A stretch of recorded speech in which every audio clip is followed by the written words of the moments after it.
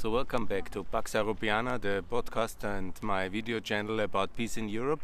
I want to talk about the price of peace now in this wonderful location here in Schönbrunn in Vienna.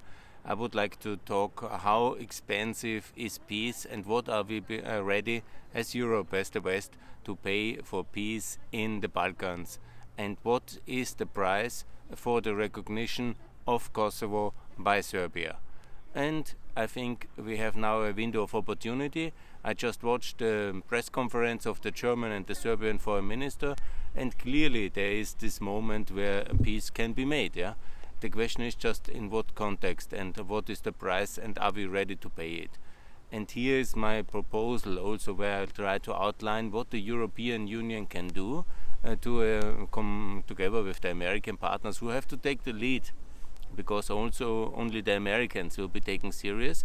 But Europe has to offer the price for peace, and we are also the ones most benefiting from peace in the Balkans. It will be wonderful to no longer worry about war, but also for the people there, also for us, it will be release a lot of prosperity potential to have peace. And how can it be done? So there are basically some key achievements which the European Union can offer to both to Serbia and to Kosovo and to the Republic of Kosovo to achieve that. And the first one is obviously very clear. It's to have the common currency. Kosovo has already the euro, so Serbia to adopt the euro on the same premises like Montenegro and Kosovo, and also Bosnia should join in, and Albania obviously as well, and Macedonia. So one currency for the Balkan, that's the euro. So that is very doable. We have done it already for Kosovo, we have done it for Montenegro. It's not so big actually, the whole area, all countries together, 17 million people. So most of them have already a euro-backed currency, only Albania, Serbia have not. So the price is the euro. That's one important pillar. And that I think is a very attractive offer. Not to wait until the end of unification, complete unification, and then to fulfill all the Eurozone criteria. No, just take it directly, adopt it, scrap the dinar, and it's much better for economic integration, for the citizens. It's much better firm fundament of prosperity, lower inflation, lower interest rates, very no currency risk for investment. That's the way to do it. That's the first thing. The second step is obviously opening the labor market of the European for all Western Balkan people, for Serbia and for Kosovo clearly. Not just to join Schengen more or less, but to really have the full labor market opening already front-loaded directly. That means with the signing of the peace treaty, the people of Kosovo and of Serbia have access to the labor market. And also for Bosnia and Albania, I think it makes best to integrate them all in the European labor market. Not the full rights as EU citizens, not residents everywhere, but when you have a job, you can go and you get a permit to work and to live in all European Union countries. Again, it's not so big, and that's also very attractive to smooth over the transition. And obviously also the NATO membership. That's also very important for Kosovo and for Serbia. Similar like, let's say, Greece and Turkey, they will always be not very friendly, and the pain of the past will never be forgotten, and there will be always irredentis kind of claims and hatred and violence. There might be, but like in Greece and Turkey, NATO has kept peace since '52 between the two antagonists, and the same is between Kosovo and Serbia. So both have to join NATO in simultaneously with signing the peace treaty. And all this can be rather done very fast. Additionally, the EU, via the investment bank, to buy also key assets. First of all, to buy the Serbian and also into the Serbian energy sector. That means buy out Gazprom and the Russians out of Nice. That's the petrol industry. They have unfortunately sold to the Russians. So this stake on a fair price, the Russian will make a good business with that, to buy from the EIB, and also 49% of the Kosovo energy system to be bought by the European Investment Bank. And the same is happening with the motorways and with the railways. 49% sold to the European Investment Bank for a generous price, and also additional loans to fast track the development of infrastructure in Serbia and Kosovo, and to fund it, to finance it, to partly own it. And that is, I think, a very attractive deal. The labor market, the infrastructure, the EU membership, always to be then together, all three countries, Bosnia, Kosovo and Serbia, to be then in the European Parliament election 2029, that's in 8 years from now, to be also then together again, united, not as states, but in NATO and the European Union. And I think that's very attractive. I know some in Serbia would like to vote already in the European Parliament 2024, but then you would have to do everything extremely fast now, basically. Adopt the euro, join NATO and so on. I think it takes some time and it has to happen step by step. First must be the peace treaty, the mutual recognition sealed by the euro, by the NATO membership for both countries in 2024, and also then the necessary preparation process for 2029 membership of Kosovo, the Republic, as independent, sovereign, beautiful country in the European Union, and before in 2024 already in NATO. That will anyhow happen. And the same for Bosnia. If Serbia also is ready for this deal and for the recognition, and then it is also welcome in NATO 2024 and in the EU 2029. And then there will be Serbian parliamentarians sitting in the European Parliament, all Serbs will vote, and the borders in the Balkan will be less relevant, similar like they are less relevant inside the European Union. And I think that's also for all sides in this complicated history a very positive one. Obviously, it would be also very good that Serbia repents its sin and its crimes of the 4 wars of aggression, the terrible wars against Kosovo and against Bosnia, against also Croatia and Slovenia. Let's not forget that. But I think that's part of the package in the process of joining NATO, to clear the past, because obviously it's a step. Serbia has to overcome its role as a past aggressor state, and by joining NATO, I think that's quite logical. Similar as we in Austria had to overcome our participation in the crimes of the Second World War, by then also getting clearer about our past in the 80s. It took a long time also for Austria to clear that up, and it is also in a way understandable. It takes a long time for the Serbian psyche to heal, but it is important to do it, to confront the past and to be clear. And that's true actually for many of the southeastern European countries. That's a very necessary past to clean up also the communist crimes, and also the crimes of the Second World War, and also the crimes of the Balkan Wars. But Serbia is the prime perpetrator under Milosevic with these 4 wars, and so basically it has to do that as well.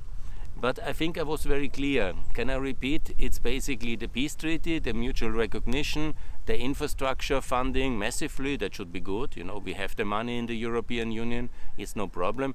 And also clearly the NATO membership of all, first Bosnia, then Kosovo, and best together. That everybody is somehow secure, the simultaneously accession to the labor market, to the euro, to the EU, and to NATO. I think that is very good to keep the trust. And that's also a compromise, because normally it always goes in steps, this EU integration, and it can take a long time. For example, Bulgaria and Romania had to wait 7 years after membership for joining the labor market, and they are still not in Schengen. And basically that's a compromise from the European side, and we in Europe have to make the big compromise here with our strict rules, and we have to contribute.